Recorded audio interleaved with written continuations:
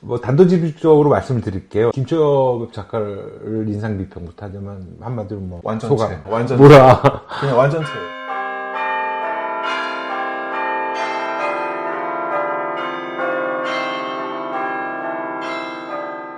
여러분 안녕하십니까? 예, 김쾌대 털모자 진행하는 김쾌대이고요. 예, 안녕하세요. 염승입니다. 네, 반갑습니다. 네. 독자 여러분, 저희 점점 은근히, 조회수가 올라가고 있는데 너무 감사드리고요. 예, 고맙습니다. 저희들이 하는 거 들으시고, 조금의 관심이 생겨서, 그게 계기가 돼서, 책도 보시고, 영화도 보시고, 그러면 더할 나위 없이. 그러지 않을까요? 솔직히 봐주시는 것만으로도 고맙죠, 뭐. 그러니까 나는 참 실감은 안 나는데, 한상과 과학 사이였나? 팟캐스트에서 꽤 오래 하셨잖아요. 그쵸. 꽤 오래라고는 그렇고, 딱 이제 한 해 했죠, 한 해. 1년 정도? 그때 몇만 정도 모으셨죠? 몇만은 아니고 한 1만 정도 됐죠. 다운로드 수가 1만 정도. 네. 페북에 보니까 또 그때 그리워하시는 분 올리셨던데, 왜 그만두셨어요? 아유, 뭐 사람마다 일이 다 있는 건데, 그거 일을 얘기하기는 조금 그렇고. 예. 하시면서 느끼셨던 그런 건 어떤 걸 느끼셨 궁금해지더라고요. 제가 제일 뼈저리게 느꼈던 거는요, 녹음실은 무조건 좋은 데를 써야 한다. 뭐. 야, 앞에 잡담이 길었는데 이제 편집이 될 거고. 그리고 이제 오늘은 김초엽 작가의 작품을 가지고 여러분을 찾아뵙게 됐는데요. 선생님, 제가 약간 놀랬던 게 김초엽 모르셔가지고 책을 안 읽으셨다 그래가지고, 저는 당연히 아실 줄 알았는데, 이번에 또, 난 깜짝 놀랐어. 아니, 근데 단편이라서. 아니, 그래도 그렇지. 야, 대충 한 7권인가 되던데, 와. 일단 레이더망에 걸리는 거는 다 읽었어요. 12월 달에 결산하는 그런 기사들이 이제 쭉 분야별로 나올 때, 출판 업계를 결산을 하는 기획 기사가 있었어요. 그래가지고 그때 한국일보에서 인용하기를, 알라딘 중고서점 있지 않습니까? 알라딘, 네.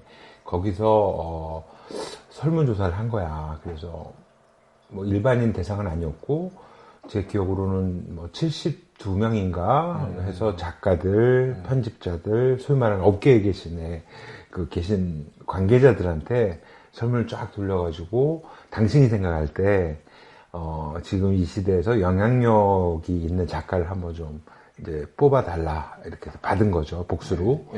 그래서 2010년대를 대표하는 작가 3명, 그리고 2020년대 앞으로 열어갈 신진 작가 3명, 그래서 총 6명이 이제 선정이 된 거를 발표를 한 거, 기사를 내가 본 거예요. 근데 너무 재밌었던 게 2010년을 대표하는 그 분야가 너무 대표적인 분야고. 그래서, 그래서 알게 된 거야. 그때 이제, 이렇게.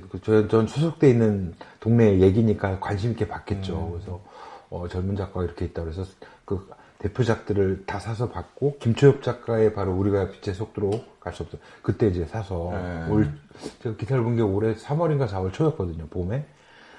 그리고 나서 이제 봤는데, 3권을 봤는데, 이제 제일 꽂힌 거지, 여기에. 와, 이런 게 있었네. SF, 정말, 잊고 살고 지내다가, 이 김초엽의 이 소설에 제가 촉진돼가지고, 테드창 보고, 몇 권을 이제 본 거예요. 그러면서, SF를 좀 계속해서 공부를 하고 싶다. 하던 채 우리 염 선생님을 또 만나서 이렇게 유튜브까지 벌이게 된, 오늘 우리 김쾌대 털모자가 있게 한 바로 이 소설, 시발점이 된, 김초엽이 쏘아올린 작은 공. 그렇죠. 너무 그래서 설렙니다. 공책이 작은 공이라고 치면 좀 너무. 오늘 굉장히 기대를 하고 왔어요. 그래서, 근데 마침 또 이렇게 많이 해주셔서, 오늘 열심히 또 창을 하시면 제가 옆에서 북을, 최대한, 한번 들으면서 뭐가 있겠냐면. 쳐보겠습니다. 네. 단도직입적으로 말씀을 드릴게요. 김초엽 작가를 인상 비평 못하지만, 한마디로 완전체. 소감. 완전체. 뭐라. 그냥 완전체예요. 와, 미치겠다. 이런 찬사를 하시는 분이 아닌데. 저도 좋아하는 사람들 많아요. 어떤 면에서 이제 그게 중요하겠지? 테드 창 읽어보셨을 때 느낌 어떠셨어요? 솔직한 말씀으로. 솔직한 느낌을 말씀드릴까요? 어떤 작품은 굉장히 와서 닿았고요. 어떤 작품은 너무 이제 난해하고 좀 너무 전문적이어서 그 포인트를 말씀드리려고. 예, 너무 전문적이어서. 헤드창이 쉬운 소설이 아니에요. 헤드창도 이과라서 아 그래? 이과라서 이거 던지는 메시지와 소재 자체의 그 난이도가 제법 있는 것들이 많아요. 김초엽 소설에서는 진입장벽이 낮지는 않아요. 근데 그 진입장벽으로 가기 위해서 빗면을 충실하게 깔아줘요. 그러니까 되게 높은 곳으로 가기 위해 가지고 완만한 사다리를 쭉 높여주면서 이 진입장벽에 대해서 알 필요가 없다. 그냥 이런 게 있다고 그냥 스무스하게 넘어가면서 다 이해할 수 있게 만들었어요. 근데 문체 좋고 소설 구성 작법도 좋은데 이건 제 취향이니까 그렇게 좋아하셨던 우리가 빛의 속도로 갈 수 없다면이라고 하는 단편은 전 좀 별로였어요. 오히려 너무 평범했고 너무 평이한 이야기였고 그리고 내용 자체나 문체 자체에서도 저를 끌어들이는 힘은 없었는데 그랬는데 그 다른 것들은 되게 좋은 것들이 많았거든요. 역시 이래서 여러 개를 봐야 된다니까. 네. 저는 이 한 권을 보고 그 와중에서도 또 이 소설에서 좋은 거 많았어요. 이 소설에서 좋은 거 많은데 다만 그 단편은 저한테는 별로였다는 거죠. 그러니까 너무 평범한 소설. 책이 아니라 여기서 7개 작품 중에 우리가 빛의 속도로 갈 수 없다면이라는 작품. 너무 평범한 소재. 그건 맞아요. 평범한 이야기를 너무 평범한 구성 방식으로 끌어내가지고 이거는 좀 제가 뭐 이렇게 강론에 들어가기 전에 총론 한 번만 하고. 그게 더 좋을 것 같아요. 그러니까 강론도 7개 다 할 필요 없어요. 핵심적인 뭐 아무거나 이제 어차피 늘어지면은 저기 이틀에 한 번씩 올리는 거고. 내가 왜 자해 행위를. 그래. 내 말이. 나는 지금 어떻게 해서든지 단도리 치면서 좀 작업을 줄여보려고 그러는데. 그러니까. 총론부터 하자면. 그러니까 김초엽이라는 작가에 대해서 제가 잘 알게 된 건 아닌데, 이번에 조금 알게 됐어요. 김초엽이라는 작가는, 이분은 저기 장애가 있으시더라고요. 청각장애가 있으세요. 청각장애.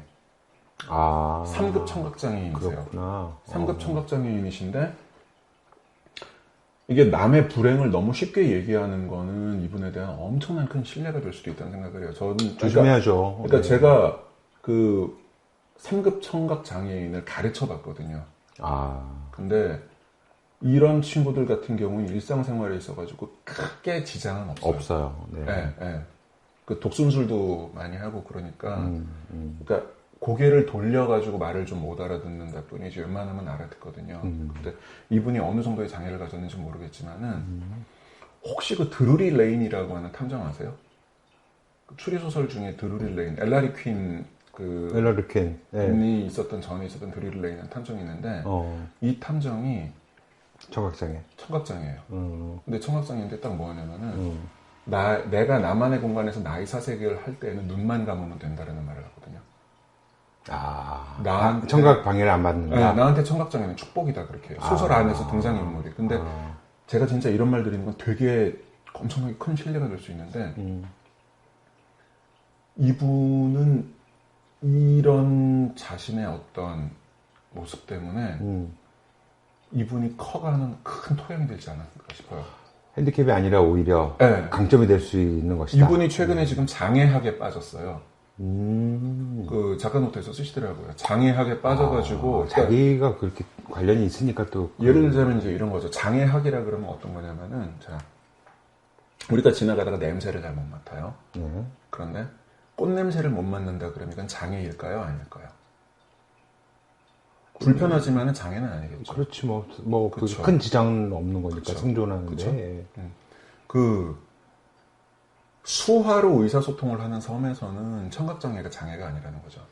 그러니까 장애라고 하는 개념 자체가 상대적이다. 사회에서 어떤 틀로 규정해 놓는 게 아닐까 싶다는 거예요. 제가 왜 이 말씀을 드리냐면은 김초엽 작가에 대한 이러한 기본적인 베이스를 알아두시면은 왜 이분이 쓰는 소재가 이런지를 되게 쉽게 받아들일 수가 있다는 거예요. 왜냐면 이분은 지금 어떤 식으로 많은 글을 쓰시냐면 첫 번째 좀 들어간 게 그 비장애인들이 장애인들에 대해서 소통을 하려고 노력한다든지 하는 이런 부분에 있어가지고 이거를 어떤 폭력으로 받아들일 수도 있고 아니면은 소통을 하려고 하지만 소통이 잘 안 된다라고 하는 이런 부분에 있어서 끊임없이 고민을 하시는 걸로 보여요.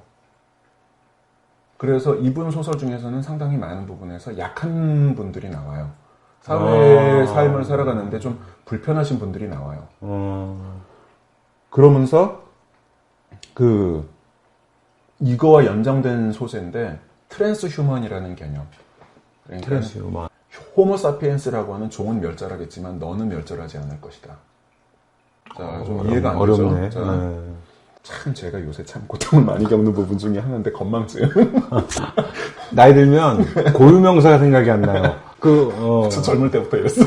노화가 빨랐던 거지. 그 건망증 때문에 뇌에다가 컴퓨터를 단다 그러면 이거는 인간일까요? 아닐까요? 사이보그가 돼가는 거죠. 사이보그. 그럼 몸 전체를 다 사이보그로 만들고 우리가 번식 자체도 공장에서 번식을 한다 그러면 그럼 호모사피엔스라는 종이 맞을까요? 안 맞을까요?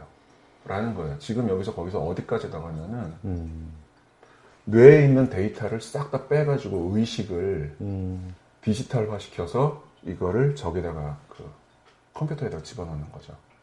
오케이.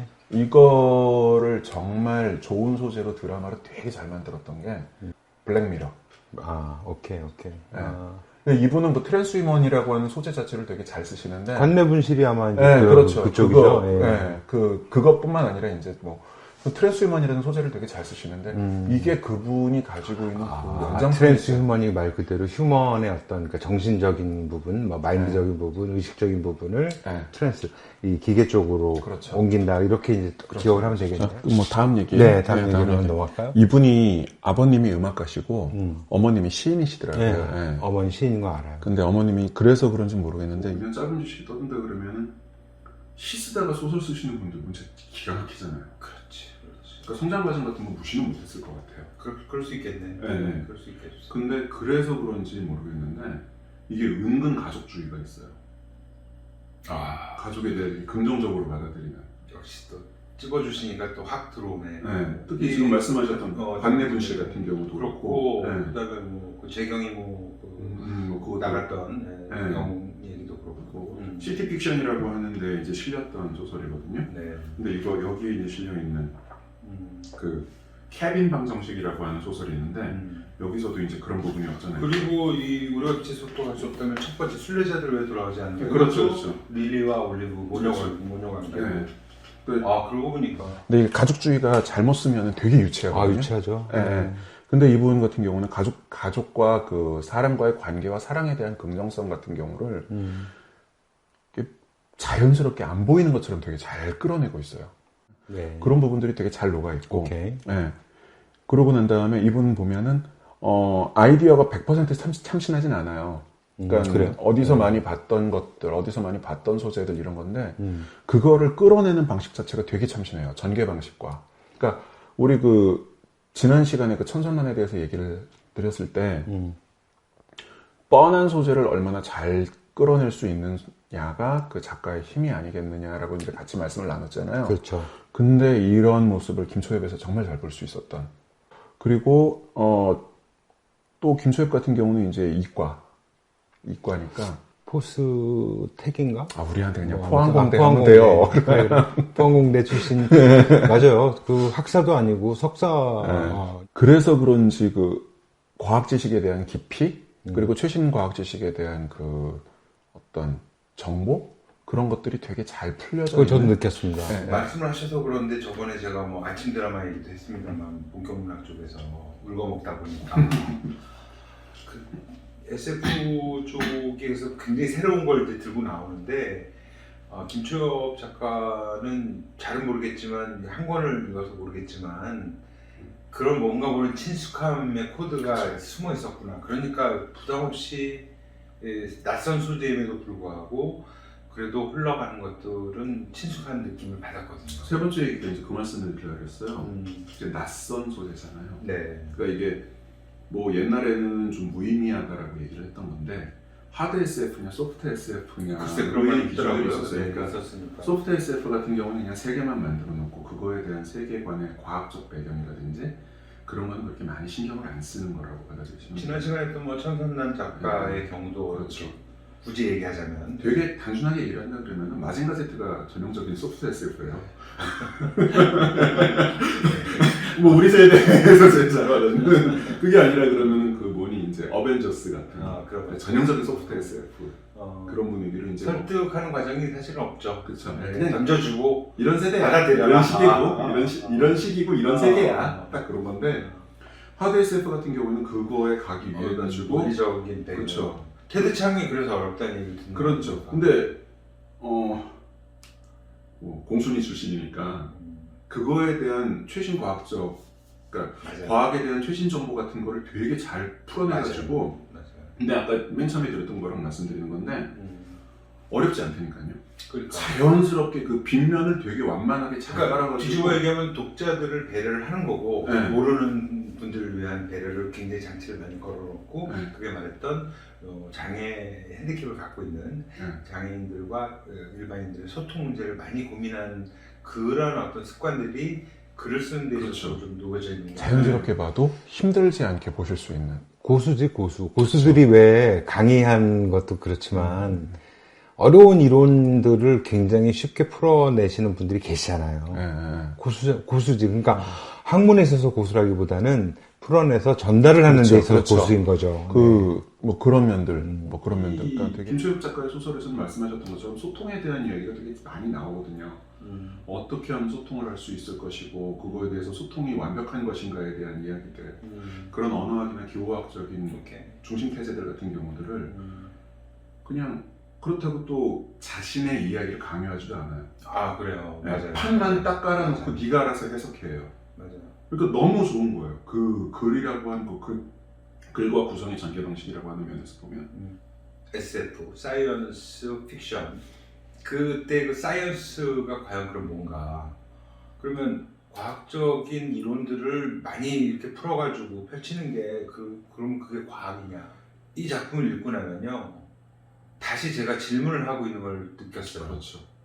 그래서 뭐 순례자는 왜 들어가지 않는가? 그 하나를 놓고 예를 들자면 절대적으로 모든 고통과 불행이 인간의 그 단점들과 모든 결점들이 다 해결된 이상의 유토피아에 사는 그 신인류가 굳이 또 지구에 찾아와서 그렇죠.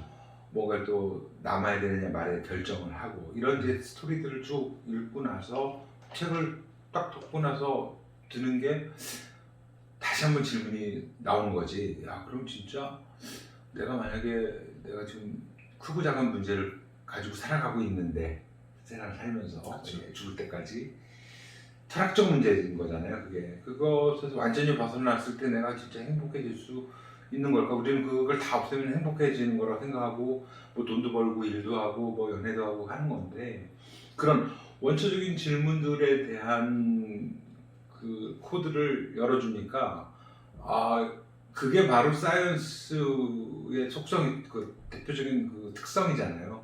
질문하게 하는 거. 과학의 방법론으로 질문하게 하는 거. 그래서 사이언스가 제가 여태까지 했던 SF의 그 사이언스가 김초엽 의원을 읽으면서 좀 새롭게 다가왔어요. 근데 어떻게 보면 맥락이 좀 같은 맥락이 아닐까 하는 생각이 들어가지고 그 얘기를 좀 꼭 첨언을 하고 싶었습니다. 아까 말씀드렸잖아요. 그 2017년에 그 가작으로 당선된 소설을 딱 봤을 때 관내분실. 관내분실 말고요. 말고. 네. 우리가 빛의 속도로 갈 수 없다면 이걸 봤을 때 조금 이런 느낌을 받았는데 그 이후에 시간이 지나면 지날수록 김초엽이라는 작가는 점점 진화하고 더 좋아지고 있어요.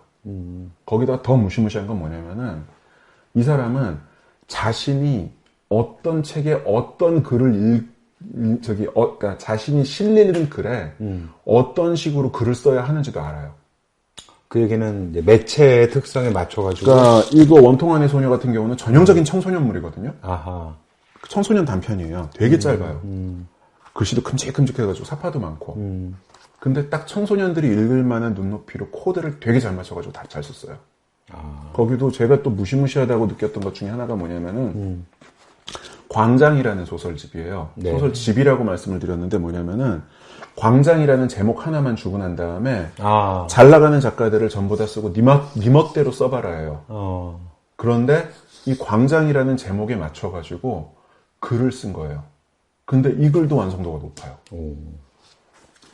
모바일 리얼리티 같은 경우에는 이것도 여러분들이 모아서 쓰신 그냥 팝콘 소설이라 그러죠. 가벼워 보이는 우리 자체가. 우리 고등학교 때는 이런 장르를 뽕뜨라 그랬잖아요. 네. 되게 짧은 소설. 네. 진짜 한 2페이지, 3페이지 되는 그런 소설. 아니면은. 요새 이제 손바닥 장자 써서 장편. 그런가요? 뭐 그런 용어가 있습니다. 네. 하여간 그런데 되게 짧거든요. 근데 여기에 대해서도 기승전결을 딱딱딱 잘 맞춰가지고 잘 썼어요.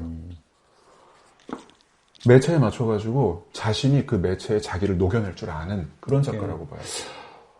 괜히 제가 완전체라고 말씀을 드렸던 게 이제 이거는 정말 100% 사견이고 뭐 논리적인 배경은 없습니다만 그냥 제 개인 촉에 의하면 아까 아버님이 음악을 하셨다는 얘기를 들었을 때 확 오는 게 음악의 작곡가들이 하는 프로세스하고 좀 비슷하게 느꼈어요. 예, 음악적으로 내가 교향곡을 써야 될지 이게 미뉴에트인지 아니면 그 음악을 할 때 작곡가들이 거기에 맞춰가지고 악기 편성도 해야 되고 그쵸. 뭔지 아시겠죠? 이 오케스트레이션을 하려면은 그런 이제 그래서 화성법도 나오고 각종의 법들이 있거든요. 작법들이.